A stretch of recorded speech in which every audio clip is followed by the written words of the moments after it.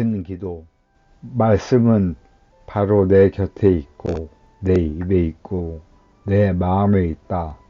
주님, 성령의 빛으로 저의 눈을 여시어 주님을 보게 하시고, 저희 귀를 여시어 생명의 말씀을 듣게 하소서. 아멘.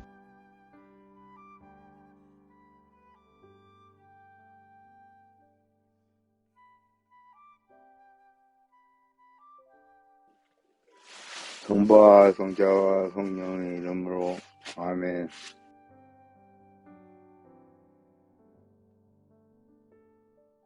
열왕기상권 12장. 북쪽 지파들이 방기를 들라.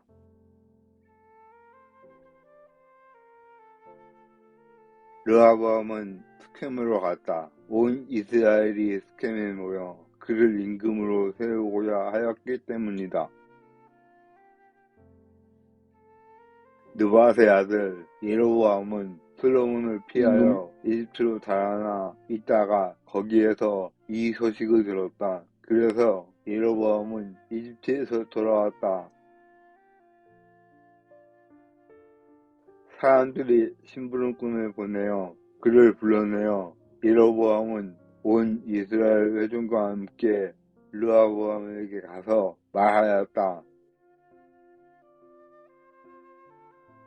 임금님의 아버지께서 우리의 멍에를 힘겹게 하셨습니다. 이제 임금님의 아버지께서 지우신 힘겨운 일과 무거운 멍에를 가볍게 해 주십시오. 그러면 우리가 임금님을 섬기겠습니다.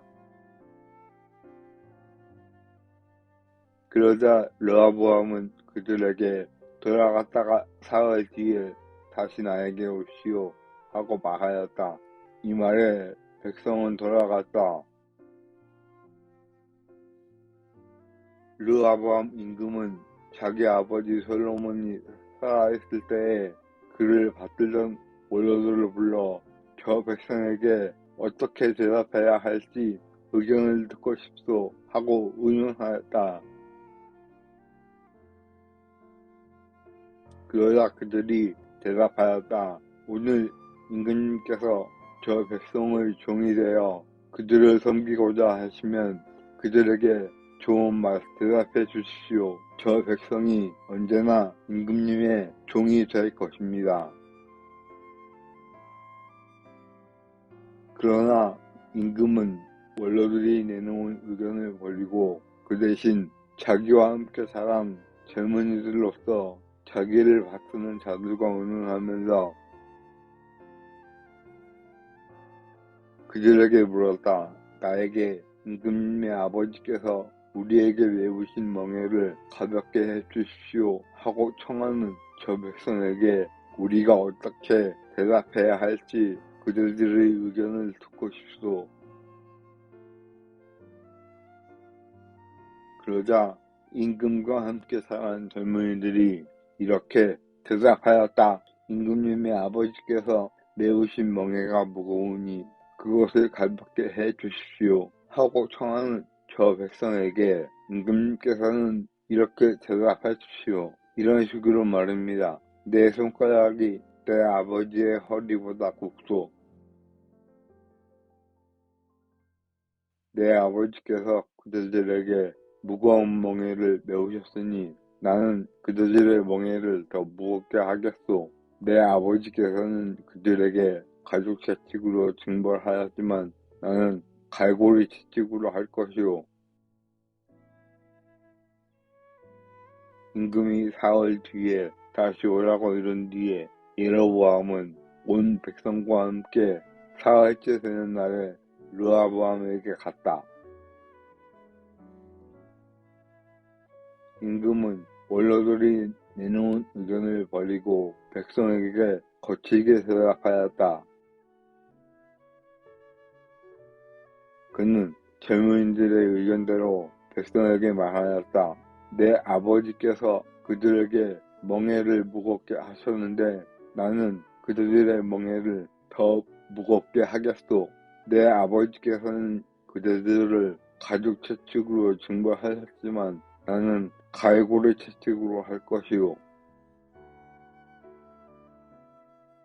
임금이 이처럼 백성의 말을 들어주지 않는 것은 주님께서 이를 그렇게 돌리셨기 때문이다. 주님께서는 실로 사람 아이야를 통하여 느밧의 아들 예로보암에게 하신 말씀이 이루어지려고 이를 그렇게 하신 것이다.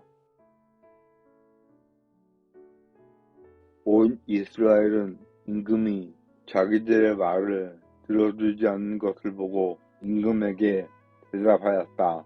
우리가 다윗에게서 얻은 몫이 무엇이냐? 이사이의 아들에게서 받을 상속재산은 없다. 이스라엘아, 내 천막으로 돌아가거라. 다윗아, 이제 내 집안이나 돌보아라. 그러고 나서 이스라엘은 자기 천막으로 돌아갔다. 그러나 유다의 성읍들에 살고 있는 이스라엘 자손들은 르호보암을 다스리게 되었다. 르호보암 임금이 노역감독 아도람을 보내자 온 이스라엘은 돌을 던져 그를 죽여버렸다. 그러자 르호보암 임금이 서둘러 병거를 올라타고 예루살렘으로 도망쳤다. 이렇게 이스라엘은 다윗 집안을 반역하여 오늘에 이르렀다.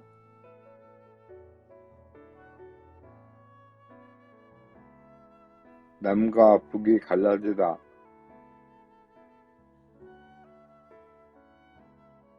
온 이스라엘은 예로보암이 돌아왔다는 소식을 듣고 사람을 보내어 그를 집회에 불러서 온 이스라엘 임금으로 세웠다. 유다 지파 말고는 아무도 다윗 집안을 따르지 않았다. 르호보암은 예루살렘으로 돌아와 온 유다 지방과 베냐민 지파의 동원령을 내려 정병 80만 명을 모았다. 이스라엘 지방과 싸워 솔로몬의 아들 르호보암의 왕권을 되찾으려는 것이었다. 그런데 하느님의 사람 스마야에게 하느님의 말씀이 내렸다. 유다 임금 솔로몬의 아들 르호보암과 온 유다와 베냐민 지방과 나머지 백성에게 이렇게 말하노라. 주님께서 이렇게 말한다. 너희는 동쪽인 이스라엘 자손들에게 올라가 그들과 싸워서는 안 된다. 저마다 집으로 돌아가거라. 이렇게 된 것은 나의 뜻이다. 그러나 그들은 주님의 말씀을 듣고서 모두 주님 말씀대로 돌아갔다. 예로보암은 에프라임 산악지방에 스켐을 세우고 거기서 살다가 그곳에서 나와 푸누엘을 세웠다.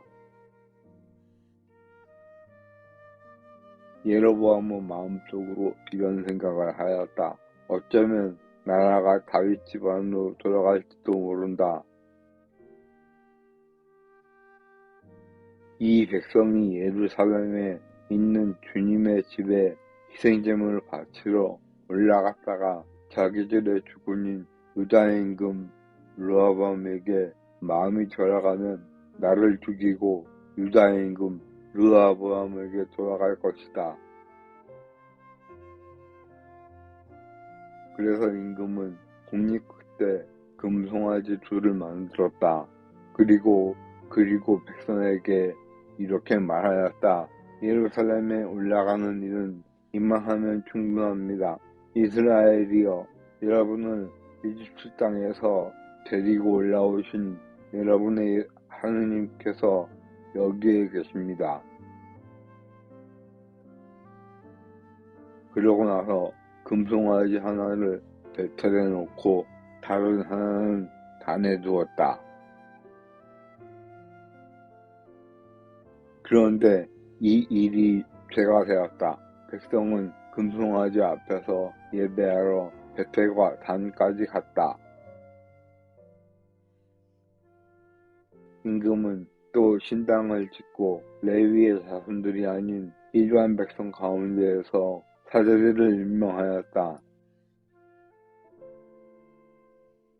여로보암은 8대 달 15날을 유다에서 지내는 축제처럼 축제일로 정하고 제단 위에서 제물을 바쳤다. 이렇게 그는 베텔에서 자기가 만든 송아지들에게 제물을 바치고 자기가 만든 신당의 사제들을 베텔에 세웠다. 임금은 자기 마음대로 정한 달인 8째 달 15날이 되면 베텔에 세운 제단에 올라갔다. 그는 이스라엘 자손들이 지킬 축제일을 이렇게 정하고 그 제단에 분향하러 올라갔던 것이다.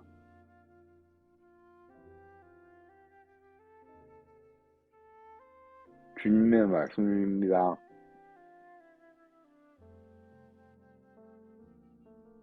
하느님 감사합니다.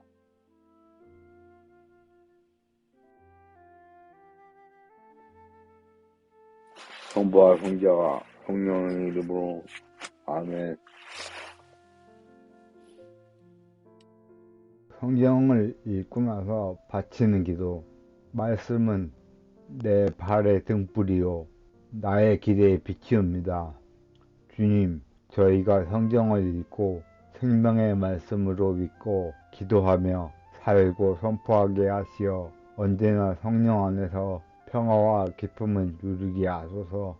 아멘.